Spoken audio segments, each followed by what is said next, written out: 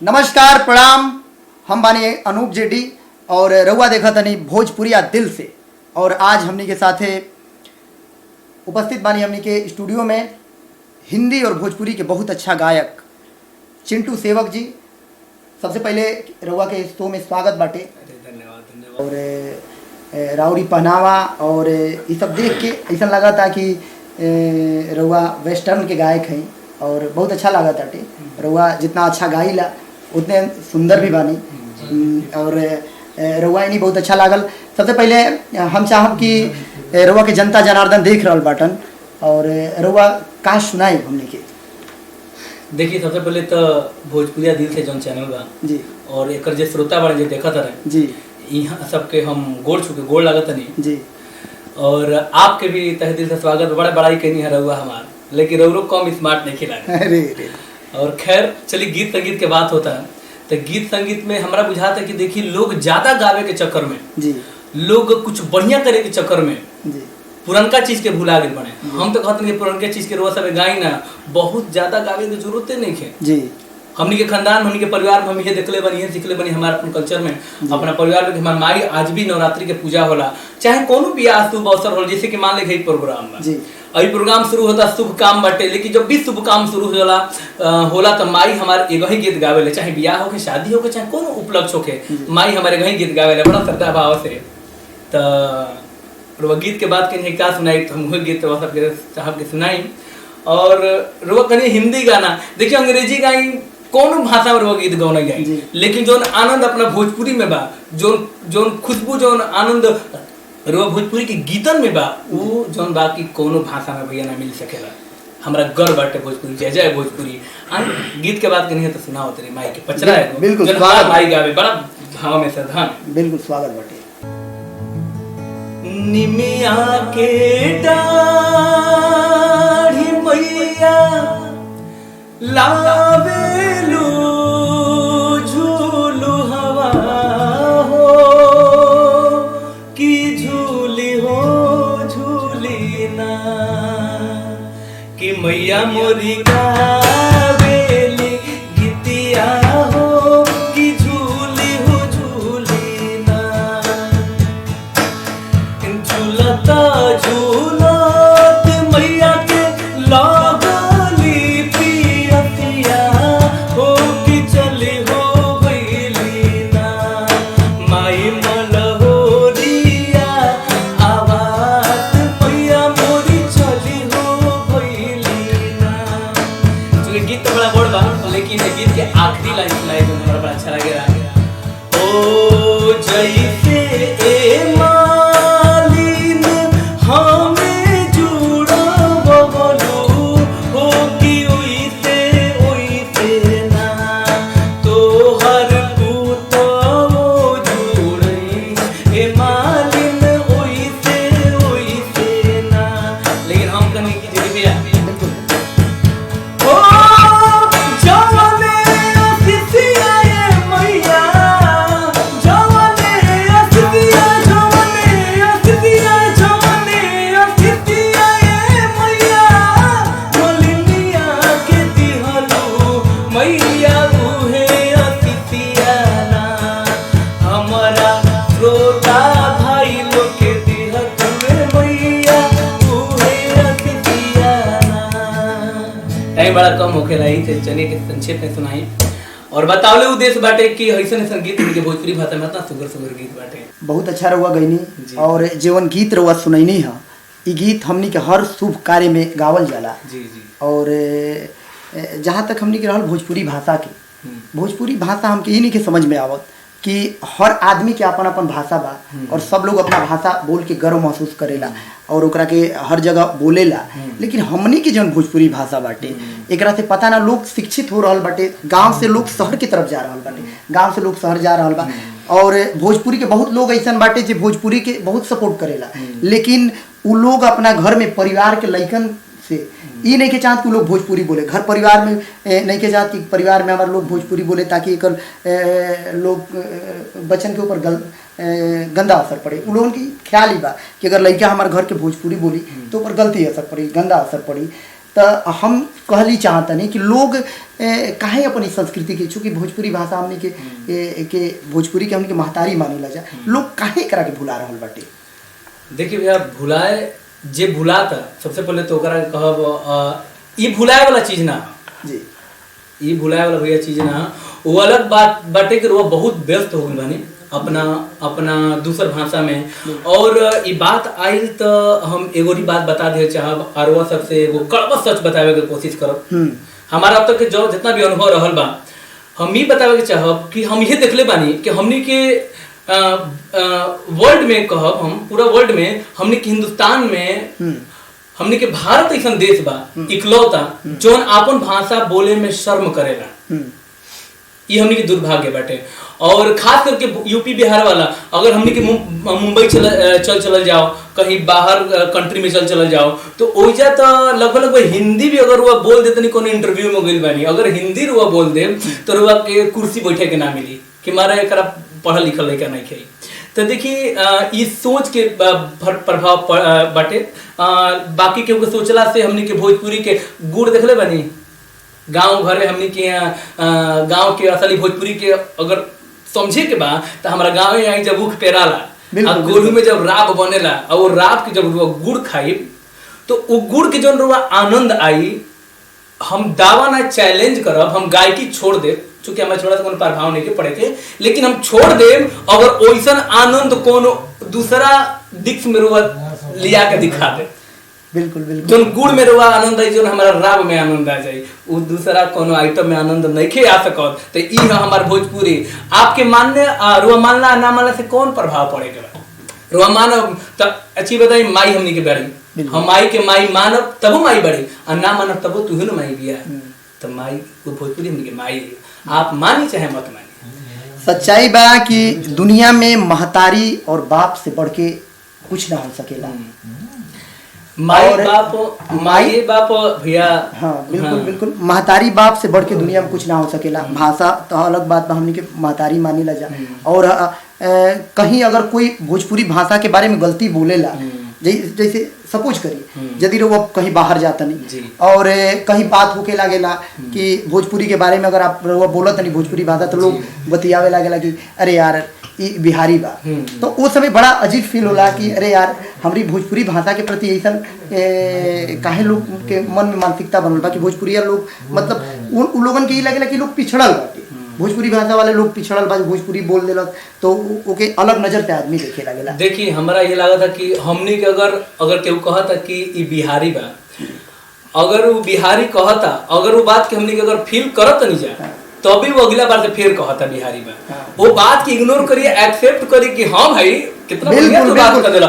अगर जौना दिन से हमनी के एक्सेप्ट कर लगनी जा, हमनी के अपनावे लगनी जा कि हमनी के भोज बिहारी हई जा, हमनी के गर्व कर लगनी जा, हमनी के अपन बिहारी, अपना भोजपुरी यूपी बिहार के हमनी के इतिहास पढ़े लगनी जा, तो लोग गर्व होखे लगी। और जौना दिन हमनी के गर्व होखे लगी तो ना दिन लोग बिहारी कहे वाला बिहारी कहल छोड़ दिए, आ कहतो बने तो कौन बाउर करता रे महाराज, हम बिहारी हैं, गर्व से कही हम बिहारी हैं, हम यूपी। बिल्कुल बिल्कुल, ये बोलल गइल बा कि एक बिहारी 100 पे भारी। सच्चाई बा, अगर आदमी आ जाओ अपने आप पे आ जाओ तो एक बिहारी 100 पे भारी साबित हो जाला। छोड़ी महाराज, हमनी के लोग का कहता उसे हमनी के का मतलब है। ये सच्चाई बा कि एक बिहारी 100 पे भारी। चली लॉकडाउन की स्थिति चल रहा बाटे, सब लोग घर में बंद बाटे और बोर हो गइल बा। हम चाहत नहीं कि सीधे सीधे हमनी के बातचीत के लंबा ना कल जाओ, सीधे सीधे कुछ सुनावल जाओ और मिजाज बना दिया जाओ भोजपुरी अंदाज में। मिजाज बनावे की बात करते नहीं होता, हमारा कुछ और याद पड़ गई। लेकिन चूंकि हम तरह के गायक नहीं किए कि मिजाज बना ली, हमने के काम ई रहेला कि जो लुप्त होके वाला चीज बा के याद कर जाओ। बिल्कुल, जो पहले के माई के ममता रहे, जो पहले के माई के प्यार रहे। हम प्रैक्टिकल गीत गावे नहीं, हम बहुत ज्यादा बनावटी गीत ना गावे नहीं। तो देखिए हम अपन बचपन के कोई याद बनावत नहीं। हमारा आज याद बा कि जब नींद लागे होके तो माई कहानी सुनावे, माई लोरी सुनावे, वो लोरी के एक लाइन सुनाई, समय ज्यादा ना ले हो जी, एक लाइन सुनाई। अब देखिए कौन प्रकार से माई सुतावे हमनी के, का आनंद रहल महाराज सब गीत। जैसे रोज आवे लो तो टेर सुने के, जैसे रोज आवे लो तो टेर सुने के, अयो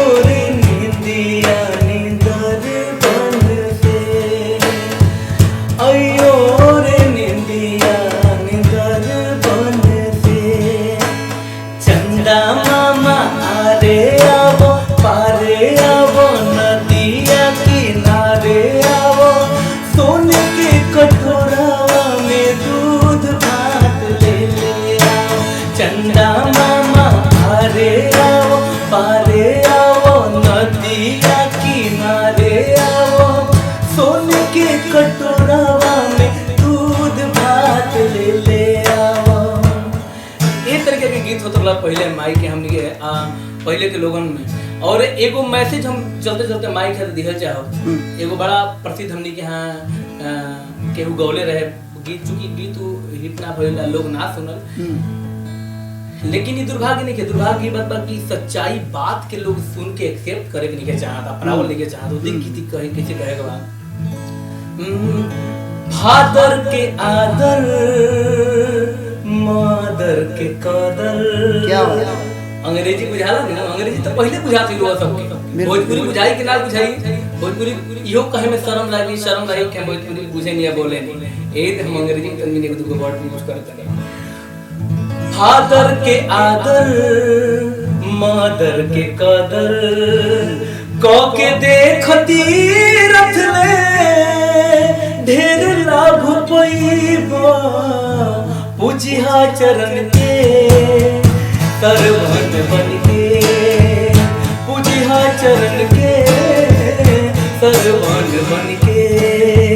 हार ना तो हार होई जग जीत जइबो, फादर के आदर मदर के कदर कौ के देखती रथ ले ढेर लाभ पैबो, पूजिहा चरण के सरवन बन के। आगे हमरा में हो दान पुण्य भजन भारत होई बेकार, जब ले कर बोला माई बाप के सेवा सत्कार। दान पुण्य भजन भारत होई बेकार, जब ले कर बोला माई बाप के सेवा सत्कार। जतने कर सेवा उतने मिली मेवा, जतने कर सेवा उतने मिली मेवा। धन्य हो जाई जिनकी नाम तू कमैबा, फादर के आदर मदर के कदर, फादर के आदर मदर के कदर। बहुत अच्छा गीत चिंटू भैया रहुआ सुनैनी महतारी बाप पे, और यकीनन महतारी बाप से बढ़ के दुनिया में कुछ ना बा।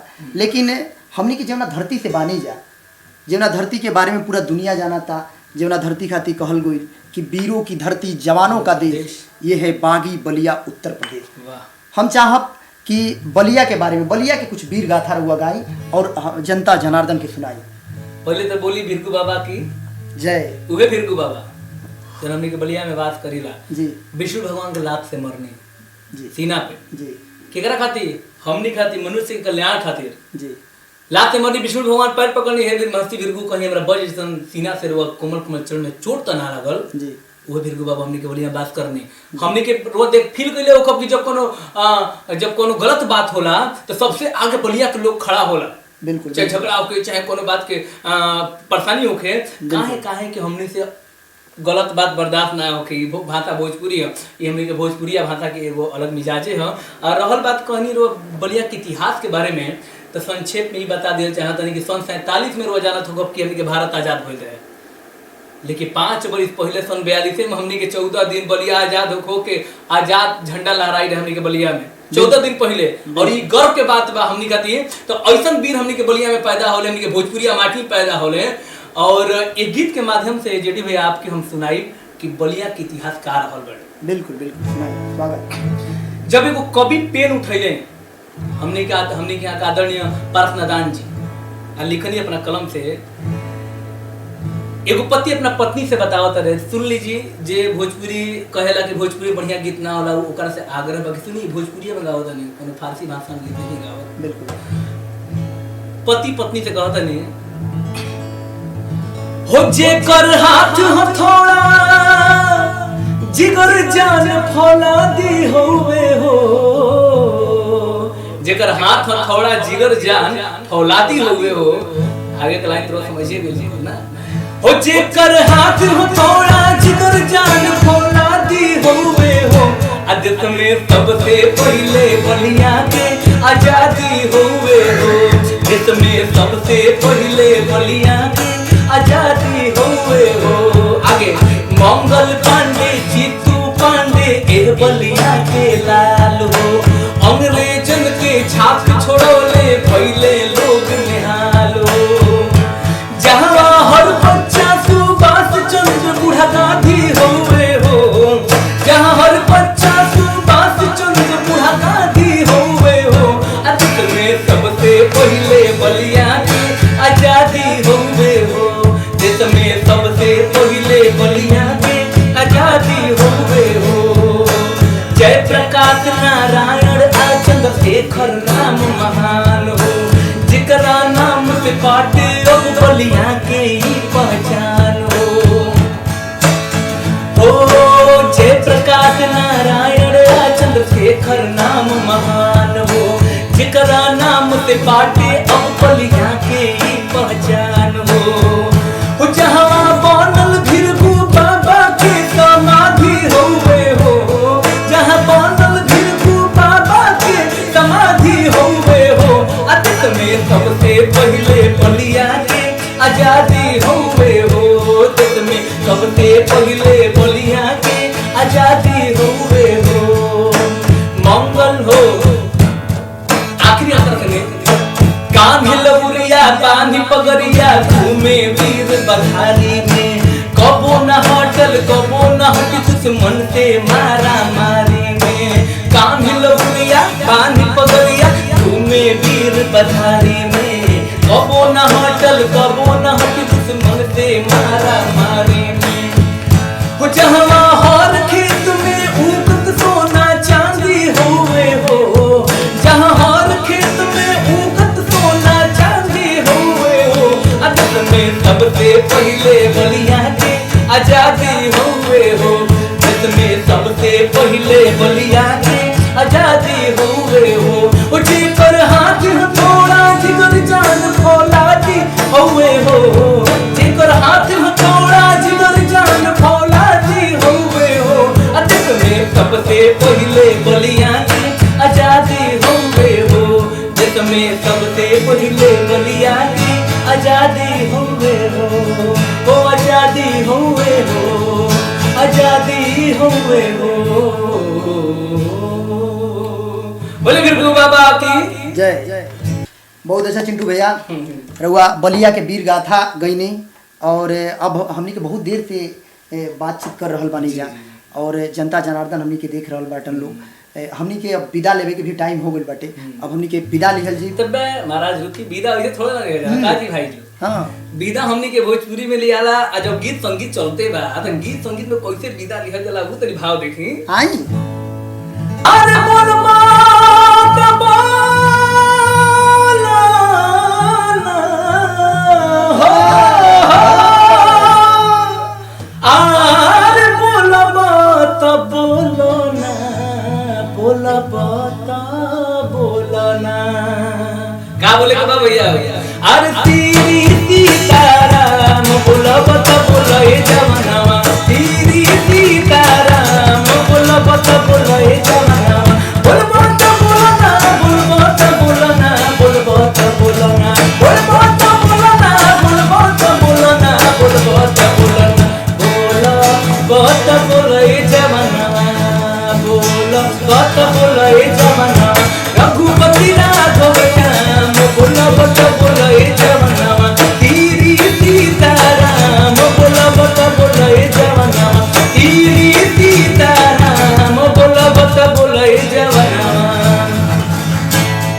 धन्यवाद, प्रणाम। और जाते जाते हम आग्रह करब कि ये चैनल के नीचे बा जो लड़का बटनवा बा नीचे भाई जा, और अगर तने करके छू दी दबा दी कुछ करी मैंने सब्सक्राइब हो जाए और बेल आइकन। हां लाइक बेल आइकन ना दबी ना बेल आइकन मत बोला, घंटावा बोला, घंटावा तो बजा दो। अच्छा घंटावा बजा दो तभी भोजपुरी उजागर होई। नीचे वाला लाइक वाला ऑप्शन में लाइक कर दो और कमेंट करके बता दो कि चैनल पे वीडियो कैसा लागेला। और ऐसे ही वीडियो तमाम तरह के रोज सबके रोज मिलल करी। तो ठीक बा, ठीक बा, हमनी के विदा ले तनी जा और मिला तनी जा अगले एपिसोड में। तब तक देखत रही जा भोजपुरिया दिल से। एक बार वो कर देना, भोजपुरिया दिल से।